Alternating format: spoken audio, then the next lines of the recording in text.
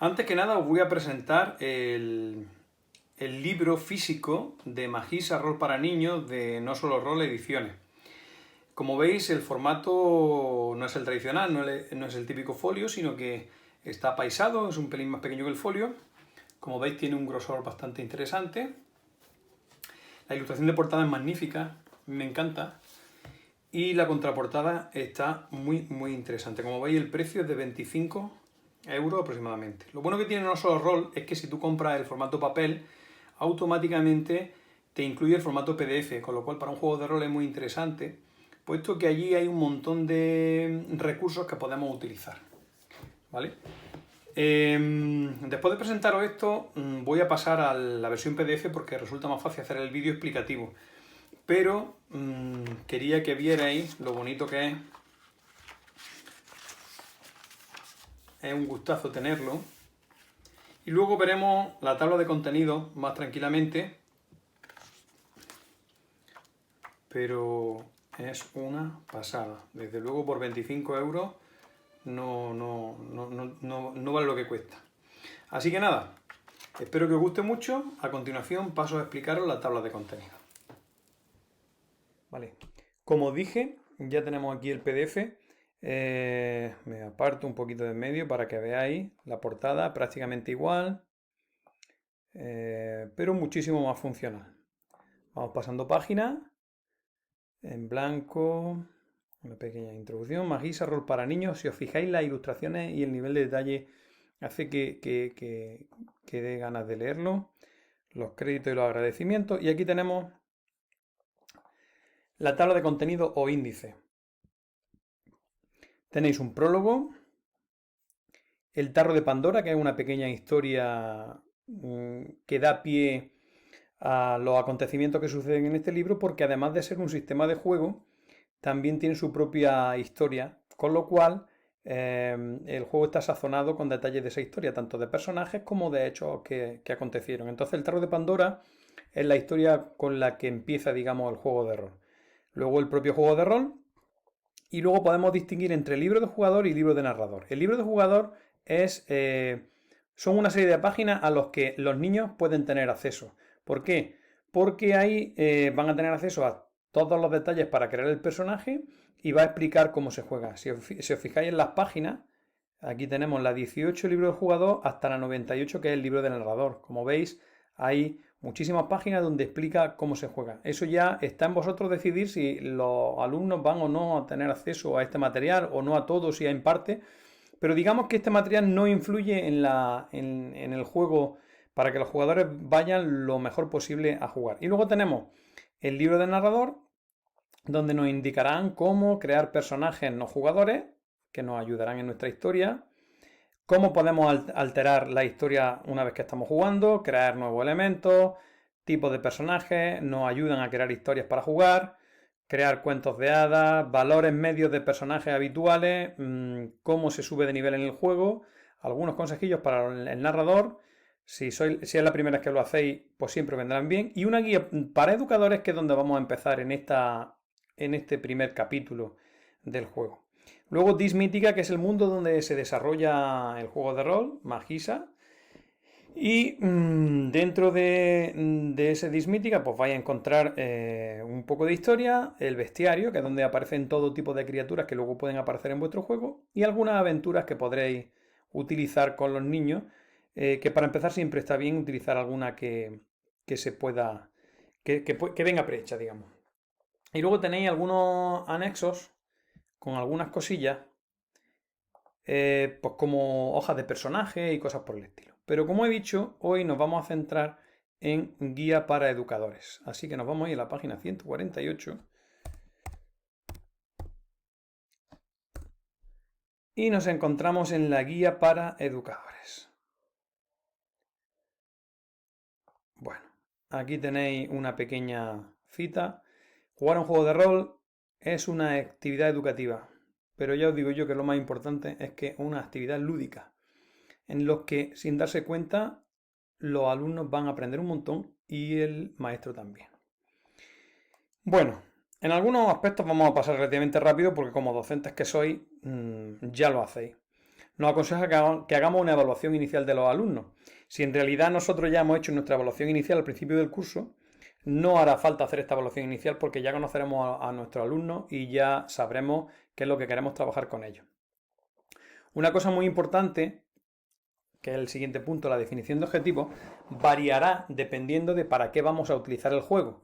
Yo hasta ahora este juego como tal lo había utilizado en valores cívicos, con lo cual el tipo de objetivos que me proponía eran trabajo en equipo, tolerancia, toma de responsabilidades, diálogo, iniciativa, espíritu emprendedor, ese tipo de cosas. Si lo vais a utilizar en otra asignatura o para otra situación, esa definición de objetivo obviamente será diferente. ¿De acuerdo? 3. Planificación y diseño. Para todos los maestros o profesores que hemos realizado una programación para nuestro curso en cualquiera de las asignaturas, esta planificación y diseño no va a ser muy diferente. ¿Por qué? Pues porque tenemos que ver qué contenidos vamos a dar, qué competencias queremos evaluar, cómo queremos evaluarlas, con lo cual no deja de ser una mini programación, lo que pasa que en lugar de hacerlo con arreglo a nuestro libro de texto, lo vamos a hacer con arreglo al juego de rol. Todo esto que estoy diciendo no es necesario, obviamente dependerá de para qué utilicemos el juego de rol. Si simplemente pretendemos echar una partida con nuestros estudiantes, que se lo pasen bien y que adquieran valores o que adquieran competencias o que adquieran esas cosas que yo comentaba antes, como trabajar en equipo, como acostumbrarse a hablar en público, no hará falta que creemos todo esto. Esto lo pone aquí el juego teniendo en cuenta que vamos a utilizarlo lo máximo posible como, por ejemplo, un libro de texto, entre comillas, de una asignatura. En ese caso sí sería necesario todo esto, en otro caso no. Por ejemplo, en mi caso en concreto, no usé nada de esto. Recursos. Esto sí que es más importante. Los recursos, como pone aquí, pueden ser algo en concreto para una sesión de juego. Imaginaos, por ejemplo, que vamos a hacer una sesión donde nos van a hacer falta manualidades porque vamos a visitar un taller. En ese caso tendríamos que utilizar los recursos para simular esa escena lo máximo posible. Pero de cualquier manera, salvo que vayamos a hacer algo de eso o lo vayamos a incluir en el libro de práctica, yo siempre he utilizado este juego de rol como se utiliza el juego de rol habitualmente. Es decir, un papel, un lápiz, unos dados y mucha imaginación. Con lo cual, en teoría, los únicos recursos que necesitaríamos para jugar, a pesar de lo que pone ahí, sería lápiz, papel y dado. ¿De acuerdo? 4. Realización. Bueno, una vez que hemos planificado la partida, ¿cómo lo hacemos? Bueno, primero dice aquí que hay que recordar que es un juego y debe divertir. Es más, yo empezaría utilizando este juego simplemente para divertirnos y tratar cosas que van implícitas en el propio juego. Como hemos dicho ya, trabajar en equipo o incluso practicar algún idioma en el sentido de que puede ser necesario dentro del juego. Estar con amigos y pasárselo bien. ¿Vale? Podríamos utilizarlo dentro de alguna asignatura, como ya hemos comentado con anterioridad, pero básicamente lo importante de esto es que se diviertan. Lo demás ya irá viniendo poco a poco, conforme nosotros queramos meterlo, pero ya irá viniendo. Dice priorizar los objetivos sobre el argumento de la partida. Depende de los objetivos que nos hayamos puesto. Obviamente, si el objetivo primordial es que aprendan, por ejemplo, a comunicarse en inglés con los elfos, por ejemplo, porque los elfos, los personajes no jugadores elfos solo hablan en inglés, pues el objetivo y el argumento de la partida puede ser el mismo. A pesar de todo lo que pone aquí, yo sigo diciendo que lo más importante es que se diviertan, porque si conseguimos esa premisa, el resto de objetivos probablemente, obviamente dentro de un margen, estoy diciendo obviamente mucho, me estoy dando cuenta, dentro de un margen, es decir, sin que se desmadre la partida, con la diversión irá viniendo lo demás. Supeditar el riesgo de la partida a los aspectos educativos de la actividad. Obviamente, otra vez, tengo que eliminar la coletilla, estamos con un libro de rol para niños. Entonces, el tipo de riesgos que pueden suceder en la partida tiene que estar acorde al nivel de los niños. Y una de las cosas que tenemos que tener en cuenta es que aunque sea un juego, Los estudiantes tienen que ver que cada obra, cada cosa que hace su personaje tiene una consecuencia, de modo que se pueda trasladar al mundo real. En ese sentido, el título supedita el riesgo de la partida a los aspectos educativos. Tiene que haber un equilibrio, ¿vale? Otro aspecto que viene aquí, fomentar la reflexión de los jugadores. Es muy interesante, igual que cuando vemos una película al final comentamos, es muy interesante que después de jugar haya un periodo donde el grupo, tanto maestros como alumnos, reflexionen, muchas veces recordando lo que ha sucedido, por qué aquello era gracioso y estuvo bien, por qué aquello se complicó, si deberíamos haber compartido, si deberíamos haber enfocado, incluso nos sirve de evaluación a los propios profesores maestros, que podemos ver por qué nuestros alumnos han hecho una cosa u otra. Es un momento interesante y también muy divertido porque las partidas suelen ser divertidas. Dice, da refuerzos negativos, pero sobre todo positivos. Bueno, como maestro imagino que esto no hace falta que lo cuente nadie. Pero vuelvo a decir que es interesante que lo que suceda en la partida, aun siendo una partida de fantasía, sea lo más parecido a la vida cotidiana. Si yo no me voy a tirar por un barranco sin pensármelo en la vida cotidiana, mi personaje tampoco debería hacerlo. Con lo cual, si tiene esa idea, tenemos que intentar o bien que no suceda o bien que tenga una consecuencia directa que haga que la próxima vez se lo piense. ¿Vale? Entonces, a veces eso se consigue dando un refuerzo negativo. Cuando intentas bajar por el barranco te tropiezas, te caes y te hace un E15 de tobillo, por ejemplo. O dando un refuerzo positivo, un compañero hace otra cosa y obtiene la recompensa, ¿no? Pues esos son ejemplos de refuerzos negativos y refuerzos positivos. Prestar especial atención a la motivación. Bueno, parece de cajón, pero muchas veces estamos tan centrados en lo que le estamos ofreciendo a nuestros estudiantes que a lo mejor no nos damos cuenta de que a Antonio o de que a Soraya no le está gustando o no lo está llevando bien. Pues vamos a centrarnos en qué es lo que tiene su personaje, en qué es lo que necesita para que toda la clase o todo el grupo, dependiendo de la situación, puedan participar y puedan estar motivados. Atención a la diversidad. Esto es muy interesante porque a mí me ha pasado. No todos los niños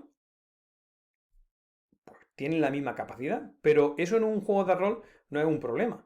En realidad es maravilloso porque nos va a tocar grupos diversos donde cada uno va a ser de una manera y nos va a tocar interpretar personajes más inteligentes que nosotros o menos inteligentes que nosotros. Con lo cual aquí la diversidad pues se puede utilizar a nuestro favor, bien ayudando a quien interpreta el personaje más inteligente o bien teniendo en cuenta cuáles son los puntos fuertes de cada uno para poder aprovecharlo en la partida. Es sorprendente de todas maneras en este tipo de juegos como niños o niñas que tú piensas que no se van a desempeñar bien y que no van, cómo te sorprenden positivamente y al contrario, niños y niñas que tú piensas que son magníficos y maravillosos, que lo hacen genial y que luego, bien por la falta de costumbre, bien por algún bloqueo o bien por cualquier circunstancia, no van todo lo bien. Sin embargo, lo positivo que tiene esto es que con el paso de las sesiones, todos van mejorando, todos van evolucionando. Poner el acento en reflexionar sobre la conducta de los personajes. Es parecido a lo que he comentado antes. Aunque es un juego de rol y de fantasía, se tiene que ver que toda acción tiene su consecuencia. Tratar de que los niños perciban su aprendizaje como significativo. ¿Qué quiere decir? Bueno, para empezar, he comprobado por mi experiencia que cuando los niños y las niñas piensan que están todo el rato jugando, piensan que no están aprendiendo.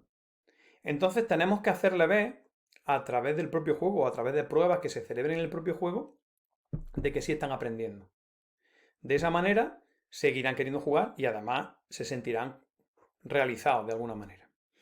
Y luego la evaluación. Bueno, la evaluación depende de cada uno. Aquí te da una hoja en modo competencial con los objetivos y el modo de consecución. Aquí podríamos poner los indicadores. Para mí esto es demasiado formal cuando utilizamos este juego. Pero de cualquier manera, la evaluación irá con respecto a los objetivos que nos hemos propuesto. ¿Cómo vemos eso? Hay dos formas de verlo. Uno, la evaluación que nosotros hacemos para nosotros mismos, que nos permitiría evaluar también la asignatura en la que estamos utilizando el juego, y luego una evaluación para que vean ellos en las que les va a permitir saber qué grado de consecución de los objetivos tienen en modo de puntos de experiencia, que es lo que se suele utilizar en los juegos de rol. Luego, cuando veamos más partes de este juego, llegaremos a un apartado donde se explica cómo se sube de nivel en el juego. Pero de cualquier manera, esos puntos de experiencia se podrán gastar posteriormente en comprar equipo, en dinero para la aventura, en mejorar niveles de personajes, etcétera, etcétera. Y con esto terminamos la primera entrega de Magisa Roll para niños que podemos utilizar en clase. No sin antes volver a recordar que tanto este juego como muchos otros juegos de rol no dejan de ser más que guías. Es decir, no tenemos que seguirlo al 100%, sino adaptarlo a nuestras necesidades. Es normal que al principio, cuando estamos más verdes a la hora de dirigir las partidas con nuestros estudiantes, nos centremos muchísimo en seguir las normas lo máximo posible. Pero llegará un momento en que lo conoceremos lo suficiente, nos sentiremos muy a gusto y daremos predominancia a la narración y a la interpretación antes que a la norma y a los dados. Pero bueno, eso, si no pasa nada, ya lo veremos. Y una vez más, casi sin darme cuenta, me he ido a los 15 minutos. Así que nada, un abrazo y espero que os haya servido de algo.